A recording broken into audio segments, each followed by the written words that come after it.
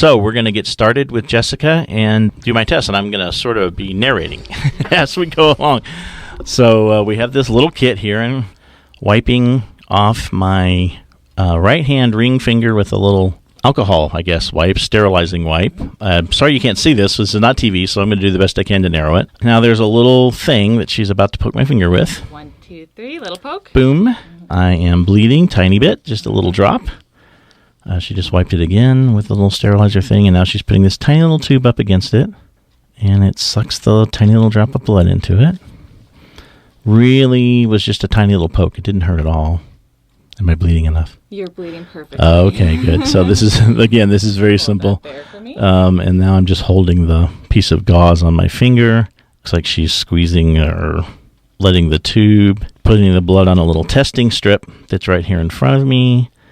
And then what's going to happen? Oh, I'm going to get a Band-Aid on my finger. Awesome Band-Aid. And it is oh my gosh, is that Speedy Gonzalez? It's Speedy Gonzalez. I have a Speedy Gonzalez Band-Aid. So my grandson's going to love that. If he knows who Speedy Gonzalez is, I'm not sure. Oh, there's all kinds of characters on this. I just happened to see Speedy Gonzalez, but there's some others.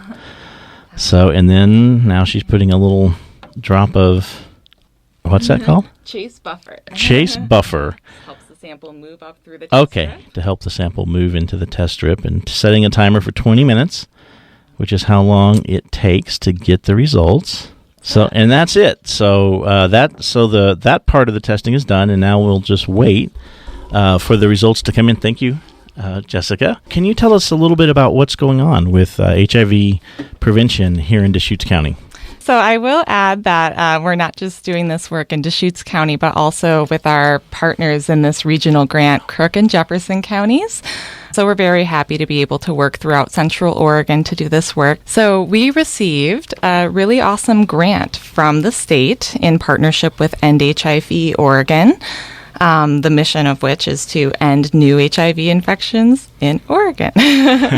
Yeah. So through this grant, which focuses on early intervention services and outreach for HIV prevention, we have a few main goals, and we're really excited to have the grant. So we want to identify people in Central Oregon that don't know their HIV status, provide them with testing so they do know their status. And for people who test positive, we want to link them to HIV care and ensure that they are virally suppressed. And we'll talk a bit more about how treatment can be prevention later on.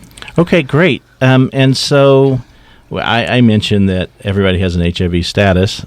Can you talk a little bit about that? I mean, I'm assuming a lot of people may just be afraid to know what their status is. Right. Thanks for asking that, Bruce. So, yes, we all have an HIV status, and we want everyone to know what theirs is. So, knowing your status isn't scary. So, we know that testing is easy, free, and confidential, but still about 6 in 10 Oregonians have never been tested for HIV. And the CDC says everybody should get a test for HIV at least once, if not more frequently, if they have more risk. And knowing your HIV status can also help stop new transmissions. So I think a lot of people hear HIV and they think about when HIV first came around and it was basically a death sentence. We didn't know what it was or how to treat it. But there are medications available today that help people living with HIV live a long and healthy life. And there's also medication available to keep partners who are HIV negative and have an HIV positive partner safe. So pre-exposure prophylaxis, or PrEP, is a daily pill that's up to 92% effective at preventing HIV transmission through sex. So basically, there's a lot of exciting medication, treatment, services available that weren't there before that make it a lot less scary to know your status. Okay. PrEP, and I'm not even going to try to say what it actually is. That expensive, and is there assistance for folks to get it? Sure. So PrEP can be expensive, but it doesn't have to be expensive. So OHP covers it, which is really wonderful. It's very exciting.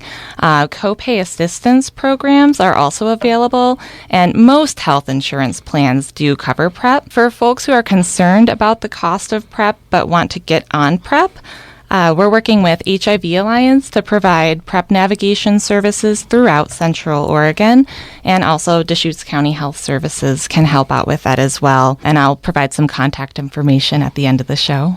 Does PrEP treat HIV in the person, or is it mainly to prevent transmission? So PrEP is pre-exposure prophylaxis. Oh, I see. Okay, I'm sorry. So, sorry, I didn't explain it well. No, that's okay. Yep. So it's a pill that you can take daily if you're at high risk for HIV infection. And that's something that you should speak with a provider about if you think that you might be at high risk, and establish with them whether or not you're a good candidate. But again, it's a pill that you take every day in order to prevent transmission from occurring if you have a positive partner. I think you know where I'm going. I do know where you're going, and I think that you're going to U equals U, which we we talked a little about it when we decided we were going to do this show together. And so U equals U, undetectable equals untransmissible. So this is going back to what I said at the beginning here, treatment as prevention.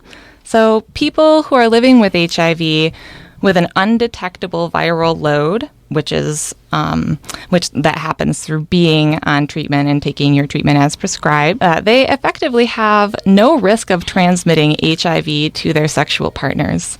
So that's very exciting, and it also prevents transmission from occurring from mother to child. So okay, oh wow, that's okay, that's good. So that does help a little bit. So if it helps a lot, helps a lot, right? If it's yes. If it's undetectable, then there's no chance of transmission. It's come a long way. I mean, I mentioned that at the beginning, but the whole treatment and prevention is a completely different thing than it was in the 80s, right? Mm-hmm. Yeah. Okay. It is. Yes. We have looking at our little timer here. If you hadn't tuned in, I had a HIV test started on me. The little finger prick in the blood is in the testing strip, and there's about 4 minutes left. So I guess the question I would have is, what happens if my result is HIV positive? Great question.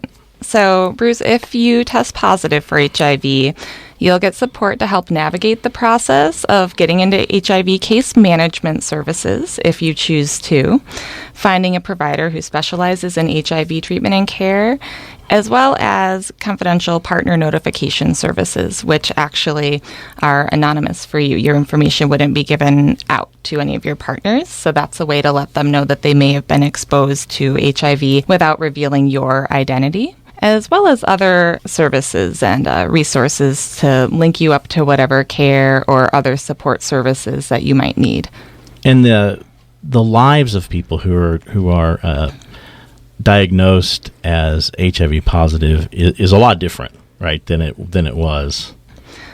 I keep going back to the 80s because I was in my early 20s, early to mid 20s when all of that happened. So it was a really big thing. But so yeah.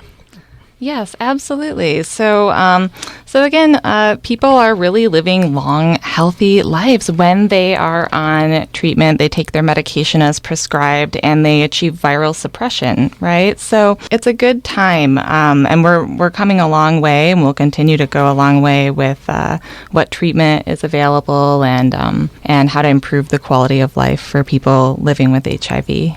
So there's kind of, I'm gathering from looking at this, there's kind of a circle, I would call it, a positive circle with the relationship between treatment and prevention. Is that fair to say? I mean, absolutely. So today we're looking at treatment as prevention. Okay. Again, it's a way to take someone who has an HIV positive status and make it so that person can love without fear, for one, okay. and just so that they cannot transmit HIV to other people. So we really want to ensure that everybody knows their status, right? So I think this is what you're talking about. So by testing people who don't know their status, we can identify folks who may be a good candidate for PrEP if they're currently HIV negative and have some high-risk behaviors. And then we can identify people with a positive HIV status and ensure that they're linked to care and hopefully achieve viral suppression. Okay, great. And so what about... If someone is at, or if I am at high risk for HIV, how can I protect myself? some really standard ways to protect yourself from acquiring HIV would be to use condoms. And if you are at very high risk, combine condom use with using the pre-exposure prophylaxis or PrEP that we talked about. Also, having another STD infection, co-infection, puts you at a higher risk for acquiring HIV, especially if you have an infection that maybe leads to having some sores. So we like to say open sores equal open doors. So getting regularly screened for other STDs is also a very important part of HIV prevention. And then just knowing your HIV status and talking about testing with your partners is another great way to keep yourself and your community safe and prevent folks from acquiring HIV. Again, if you feel that you have a lot of risk, get on a testing schedule. Get tested often, up to every 3 months or so. And you should talk to your healthcare provider, or you can give us a call at Deschutes County Health Services to talk about what testing schedule might be appropriate given your risk. Okay, so we have a beeper going off, which means it's possible that my status is ready, the timer, and so we're going to find out. And as I mentioned at the beginning, just because these are confidential and I really want to model that, I'm not going to disclose my status no matter what the result is, but I will know, and it's a good thing. It's really definitely a good thing for me to know this. Okay. Do we know? Maybe you can give me a hand signal. So I don't know. We do have your results ready, and because we're on the air, I'm going to read your test, and when we conclude the show, we'll talk about your results. Okay. My test is read. Your test is read, and we will talk about I will know my status once we go off the air. That's a good point that we can't really talk about it right now because we're talking to all of Central Oregon in addition to you. Finding out my status was definitely quick and easy. I'll know in a few minutes. So what can people do if they want to find out? Obviously today people can go to the Deschutes Historical Museum parking lot to get tested. But beyond that, what can people do if they want to find out more information about all of the services that you're providing? Sure. So anybody can ask their provider for an HIV test, and I encourage folks to do that. Other options include visiting deschutes.org/HIV testing, and you can view the testing schedule for our mobile testing unit. We're going to different venues all around Central Oregon, and you can see where we're going to be and come join us on the van. Even if you just have questions and want to sit down and talk about HIV prevention or testing, come visit us on the van and we can have that conversation and maybe get you a test if you're ready to learn your status. Okay, and if people get a test through their medical healthcare provider, are those free or is there a charge for those? So that would depend on an individual's insurance coverage. Any testing that you get with us on the mobile testing unit, the van, you can absolutely count on that being a free and confidential test. We don't even ask about insurance, but you'd have to speak with your provider office about specific coverage. I will say that most insurance plans cover it at least annually, if not more frequently, based on risk and if your provider deems it necessary. Is there anything else that you would like people to know about? I know that's a really broad and open question, but sometimes we miss something in going through. Anything else you think that would be important for folks to know? So since it seems like we have a couple of extra minutes here to talk about this, I think I'll add on that in addition to the post-exposure prophylaxis PrEP, there's also PEP, which is, I said it backward, the pre-exposure. Okay. Now I'm going to talk about PEP, the post-exposure prophylaxis.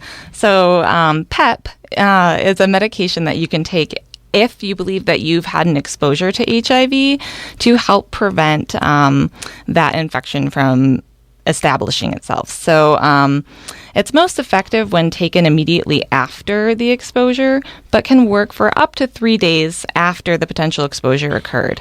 So if you had a partner who you don't know their status, or maybe you do and the condom broke or something happened and you're concerned about exposure, you can give us a call at Deschutes County Health Services, or you can pop into the emergency room and talk to them about getting... And that will help with reduce the chance of actually developing HIV? Is that the idea? The chance of acquiring HIV. Okay, yep. Acquiring. Okay. Yep, absolutely. Okay. So it has to be taken within 72 hours, and the sooner the better. So if you think that you've been exposed, make sure that you are asking about PEP. And if you are concerned that you might be exposed, consider PrEP. Okay, all right. So PrEP is before exposure, and PAP is PEP. P-A-P or P-E-P? PEP. PEP, okay. All right, PEP is for after exposure. Jessica Terpstra from Deschutes County, thank you very much for joining us and talking about this very important issue. Thank you, Bruce. You've been listening to a KPOV Critical Conversation. To hear more engaging interviews on important topics, please visit kpov.org/critical-conversations.